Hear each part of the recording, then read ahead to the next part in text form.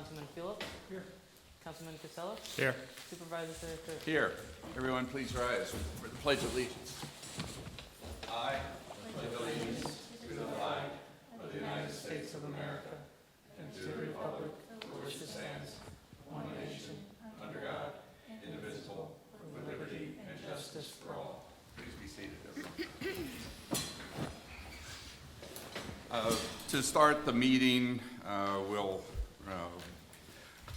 have a motion to adopt the agenda. I had 4 items, maybe there's another 1 or 2 that came out of our workshop meeting. One was concerning the Little League contract, an approval for that, authorization to execute. The other was for the soccer league contract. Third item that I had was Spook Hill Park, the approval of the plan, and then to start our discussions working with the county, and then to put it out for bid based on what Mr. Mood and his team had. And then there was the Challenger League relating to the septic and the restroom item. That's what I show. Does anybody else have any other items that you think of? No. Okay, thanks. So they'll come in. We have a provision in the agenda.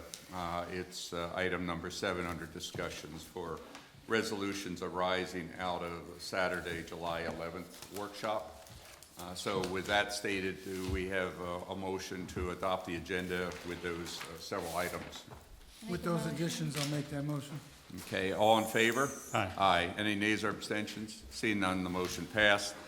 The next item is a motion to acknowledge the minutes of the June 22nd, 2020 board meeting. I make a motion to accept. I'll second it. Okay, all in favor? Aye. Any nays or abstentions? Seeing none, motion passed. I'll start off with a few comments this evening and welcome everyone to our only board meeting as far as a formal board meeting. We did have the workshop, so we're still holding 2 meetings during the month. And I'd just first like to start off and acknowledge our deepest condolences to Tim Mood on the passing of his mother this weekend. Tim, our deepest sympathies to you on that sad event. So, but today I'll start with mainly focus on our COVID-19 update and reopening. This is day 135, and I see Bill Veal is a little bit haggard still, having been, I don't think he's had a vacation yet. Well, nobody has, but you've been hard at work, and thank you, Bill. We're now in phase 4, and both from the county executives discussion today, in which I participated, and as did others, and also listening to the governor's report, the news continues to be good for Dutchess County. The testing continues to go up with not a large number of people testing positive. We had over nearly 1,500 tests on Sunday alone, 71,500 to date, and the results are staying at around 1% or a little bit less for positive results, which is right where I think the county and the state is happy to see the results coming in. So thanks again for everyone for your social distancing, wearing masks, and the compliance overall.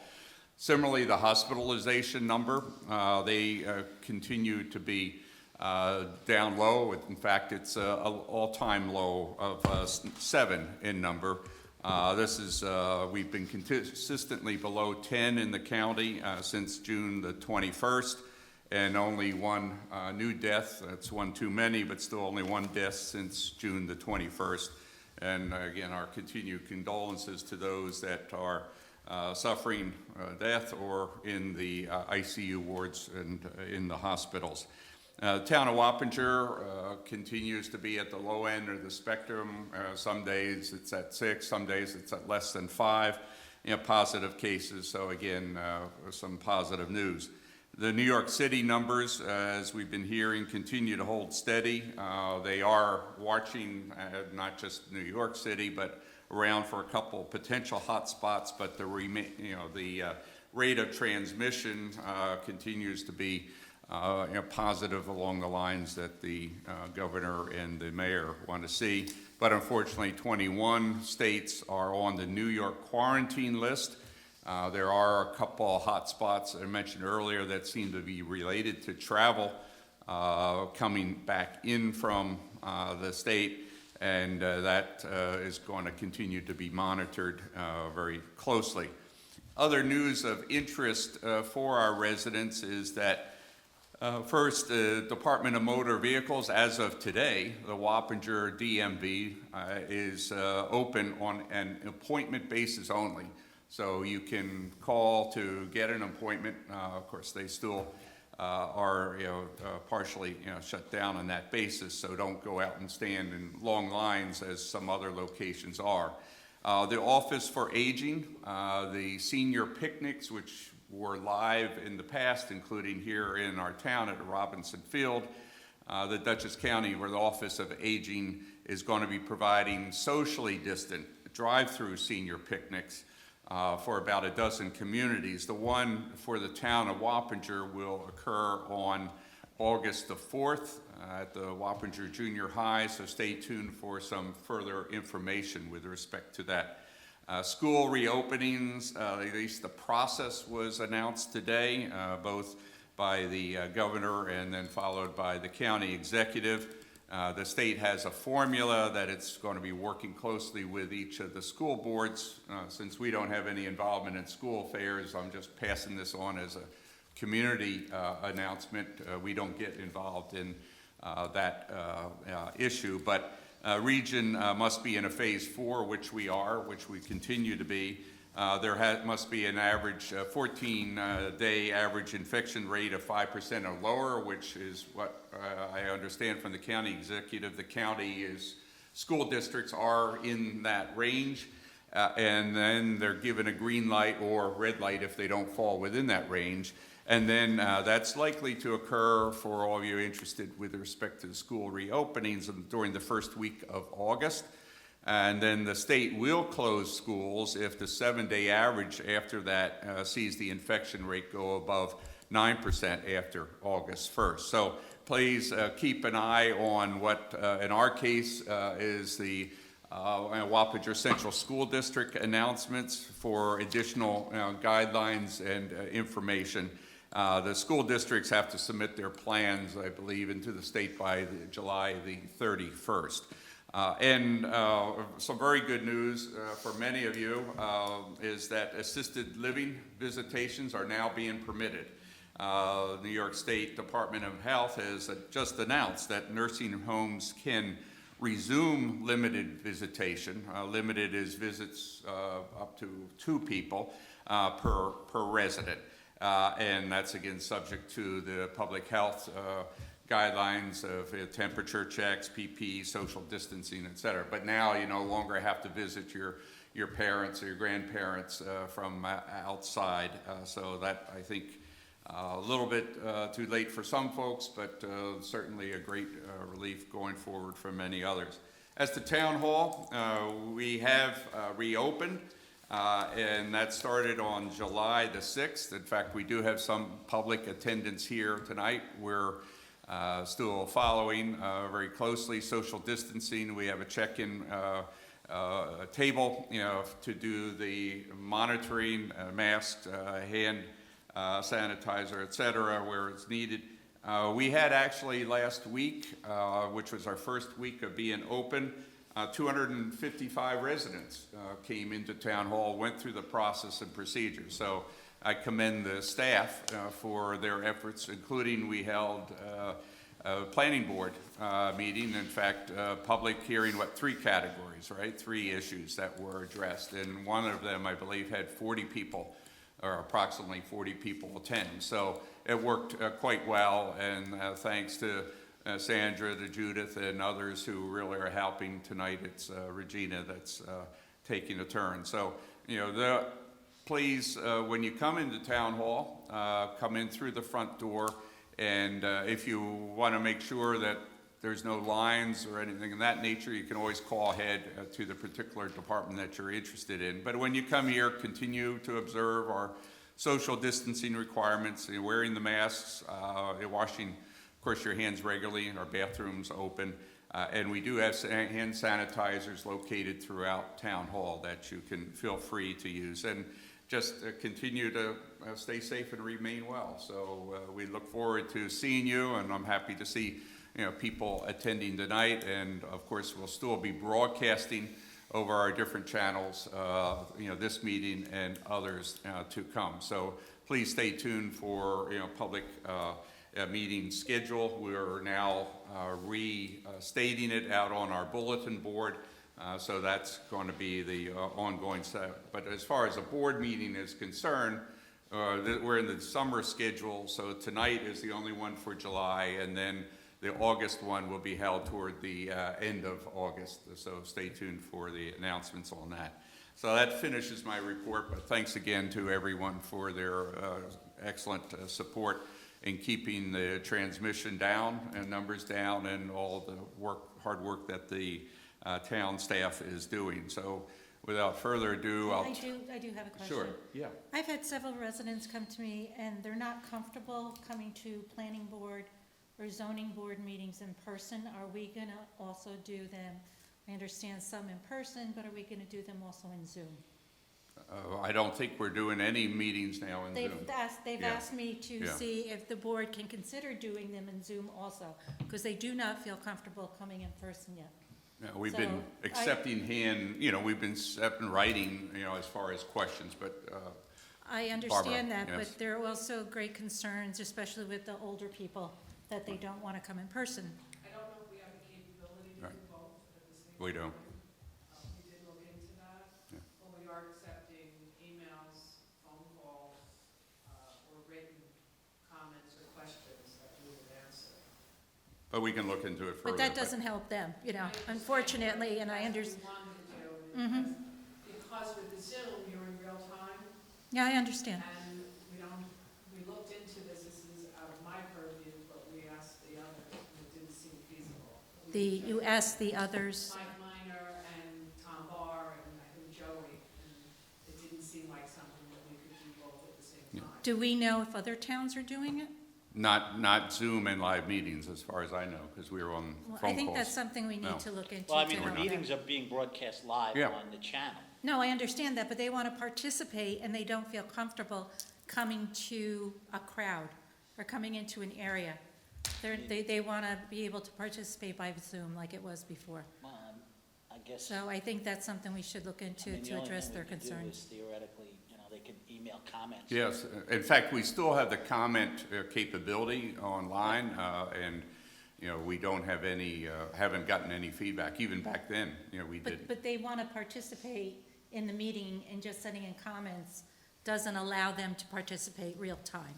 So I do think that's something we need to look into and address for their concerns. We'll look into it again, but, thank you. I think it's important. Yeah, we'll look into it again. Thank you. Okay, any further comments?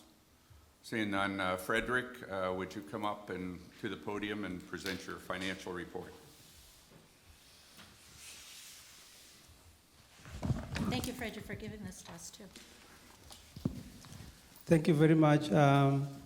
The last time I presented was June 11, and that was for the 5 months ended May 31, 2020. I wish to present today the 6 months financial report. I did prepare a summary here for you. So I'll just go through the summary. We have 3 major funds. We have the A fund, the B fund, and the DB fund. So looking at the revenue, first 6 months of the year, 3.2 million in A fund, compared to same time last year, about the same. Rental of real property, we seem to be doing quite well. We are at 58% of what we budgeted for. Fines and forfeited bail, we are at $80,000, which is way below what we budgeted for.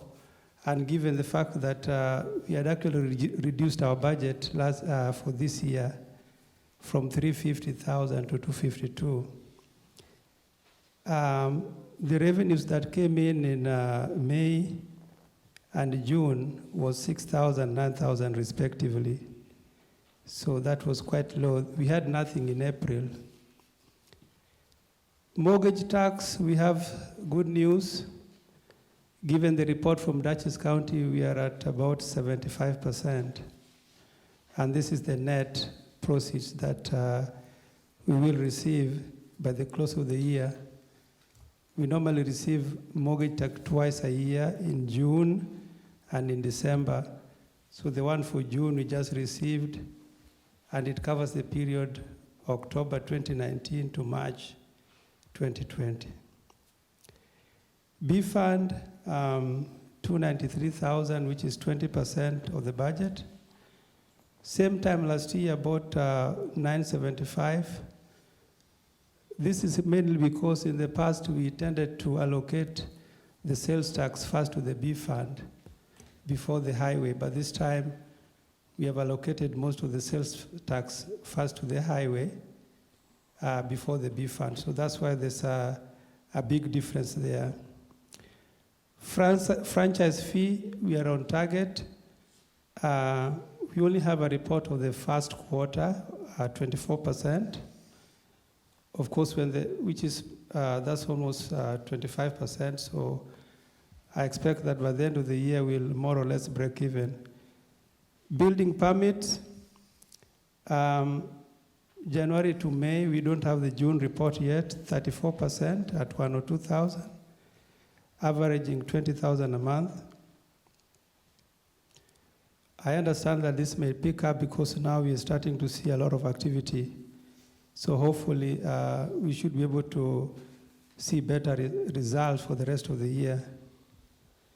Highway, we are at 3.4 million, 83%.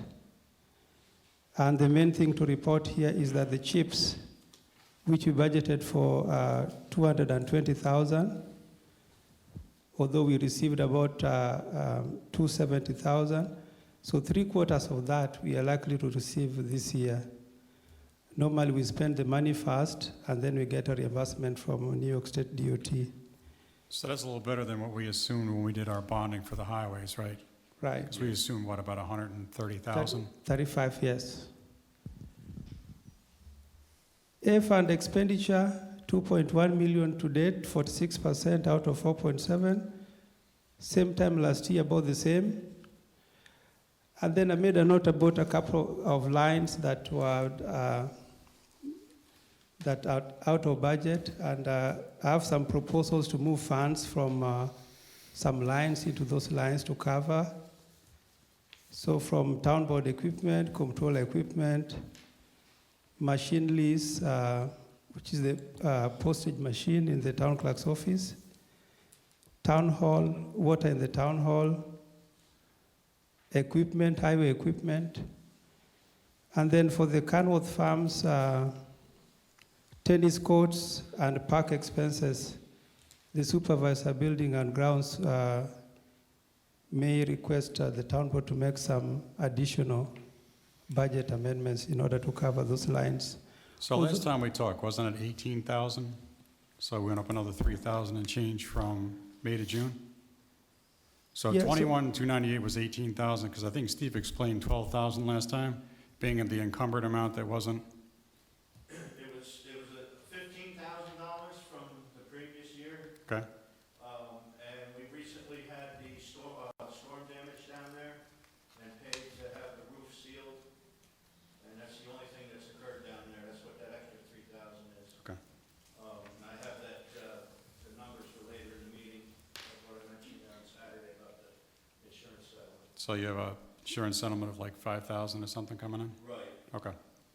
But that line is, it's in deficit because of unspent money from 2019. Thank you. B fund expenditure, 497,000 to January to June out of 1.4 million. Same time last year, 752,000. Highway, 1.5 million, 38% out of 4.1 million budget. Same time last year, 2.0, 47%.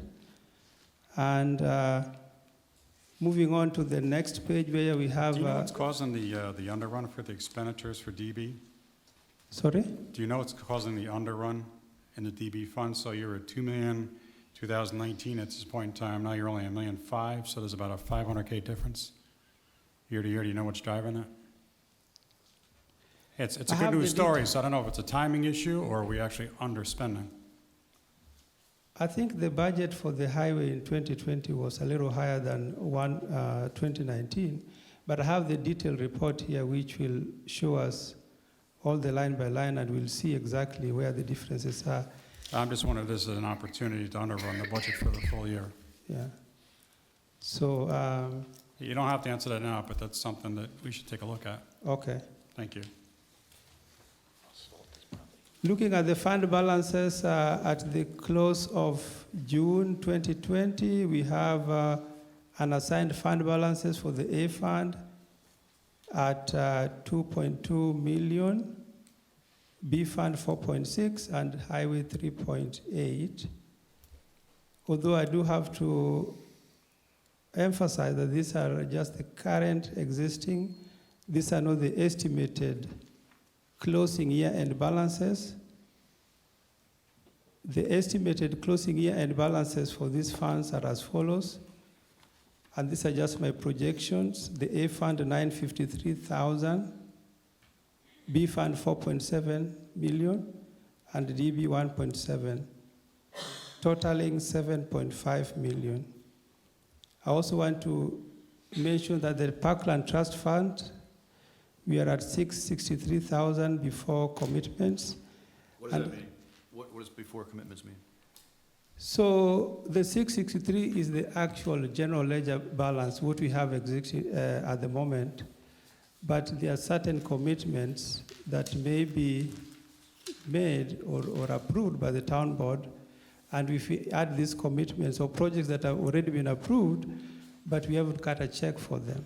So what I asked Frederick for, just so you know, I asked him, what commitments do we have out there against the 663? So if you're $100,000 for like Challenger Field, got another $12,000 for the safety fence, there's potentially something for Quiet Acres. There's a number of different items that add up to about 200,000. So we'll have a balance of around 450. Okay. And that's what I wanted to know. How much do we actually going to have at a point in time so we know, can we afford to do other things? If these get approved. Yes, if things get approved, that's Do we anticipate any additional revenue into the Parkland Trust Fund this fiscal year based on pending projects?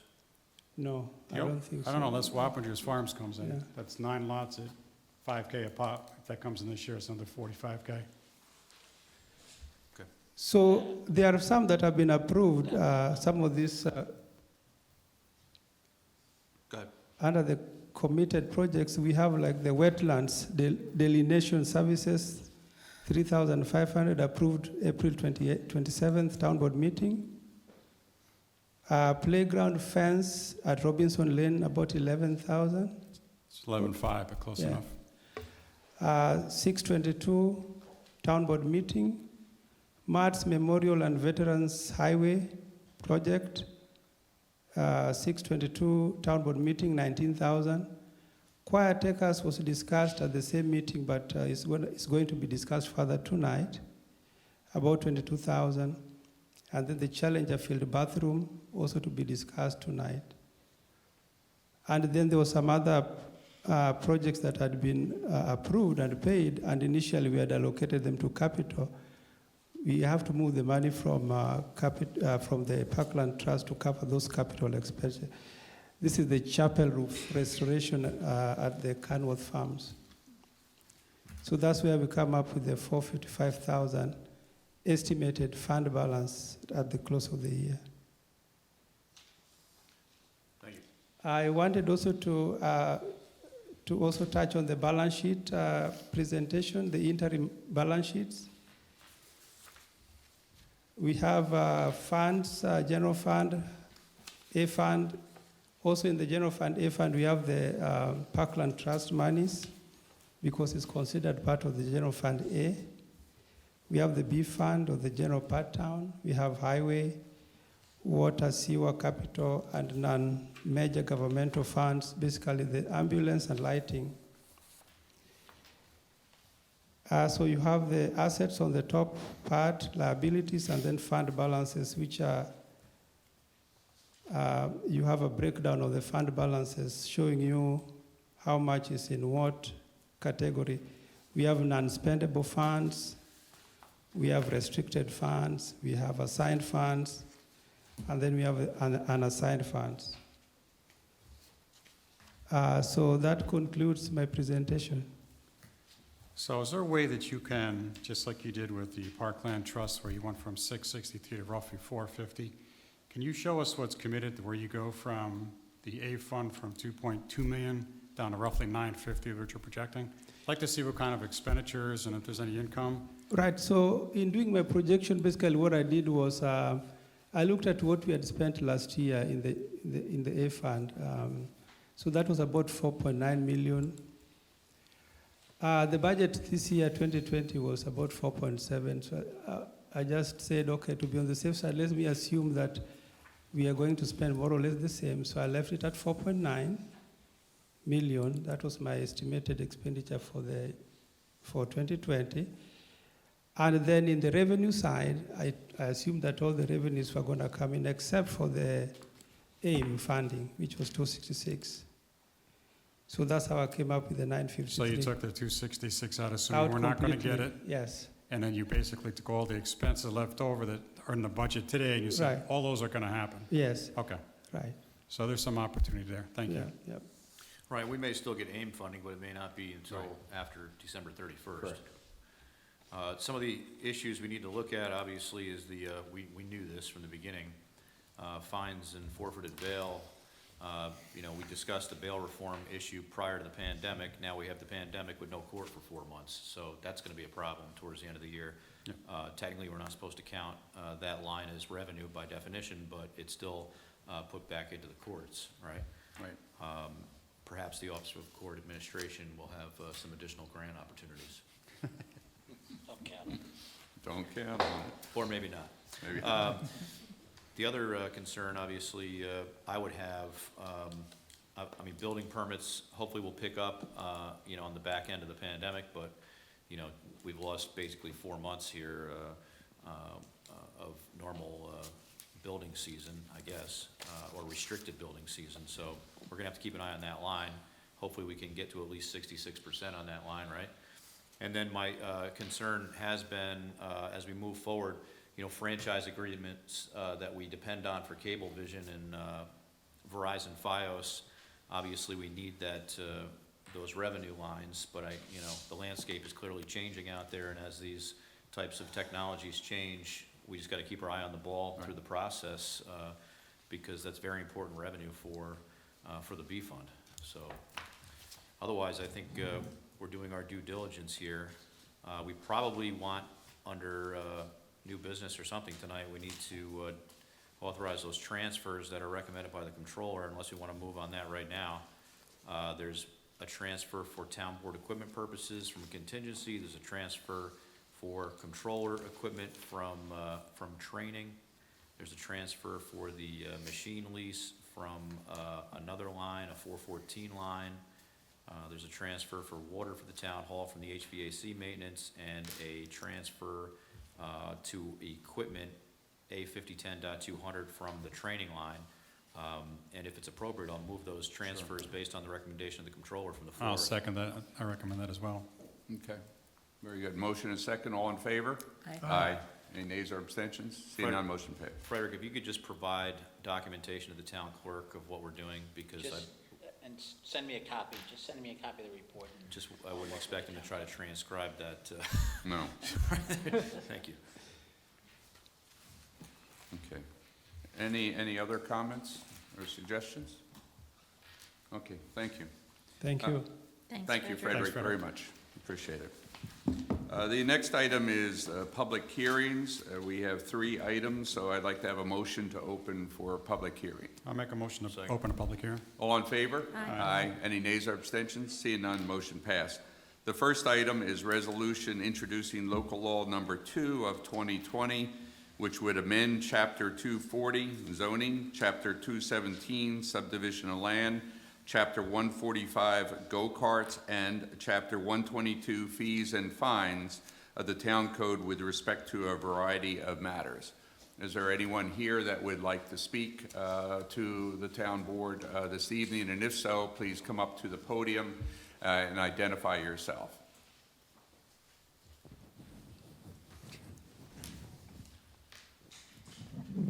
Seeing none, do I have a motion I'll make a motion to close the public hearing, at least on this one anyway. on this item? Right. Second. All in favor? Aye. Any nays or abstentions? Seeing none, the public hearing for item number 1 is closed. Second item is resolution introducing local law number 3 of 2020, which would amend Chapter 240 zoning of the town code with respect to outdoor seating for existing food service establishments. So again, similar, if anybody would like to comment, please come up to the podium. Seeing none, I have a Seeing motion. none, I'll make a motion to close the public hearing on this one. Second. All in favor? Aye. Any nays or abstentions? Seeing none, the motion passed. And we do have resolutions later on. And the final one is extension of the United Wappinger Sewer District number 7 for a Hindu Samaj. If there's any comments, if anybody would like to make a comment, please come up to the podium and identify yourself. Hearing none, I'll make a motion that we close the public hearing on that Second. issue. Okay, all in favor? Aye. Any nays or abstentions? Seeing none, the motion passed. We have a motion to close the public hearings in the session. Make a motion to close the public hearing. I'll second it. All in favor? Aye. Aye. Any nays or abstentions? Seeing none, motion passed. The next item is a motion to open the public portion. This would be for any comments on the other agenda items. First, let me ask, did we receive anything, Deputy Clerk, as far as written comments? Nothing was sent to the town clerk, we Okay. received nothing. You know, I think the only item that I saw, it's actually in the correspondence, was a letter from a resident concerning the Quiet Acres. I think there was an email Yeah, there was. to us related to that item. Okay, so motion to open and public hearing, to open the public portion of the meeting. Is there a motion second? I make a motion to open the public. Okay, all in favor? Aye. Any nays or abstentions? Seeing none, motion passed. So if anyone has any comments they'd like to entertain before the board, then please come up to the podium and identify yourself. I make a motion to close the public hearing. I'll second it. Okay, all in favor? Aye. Any nays or abstentions? Seeing none, the motion passed. Then, we did have here for an executive session on a personal matter interview, and the candidate's here, so I suggest that we break off for this portion of the executive session to hold the interviews, okay? Do I have a motion for that, to go into executive session for the reason of a personnel interview? I make a motion that we go into executive session. I'll second it. Okay, all in favor? Aye. Any nays or abstentions? Seeing none, motion passed. So we'll go down to the recreation room for the interview session. Should we let the residents know how long do we think? Yeah, so my anticipation is it should be no more than 25 minutes. Yeah, I would say 15, 20. Yeah, I think it's 15, 20 minutes, but we'll say no later than 8 o'clock.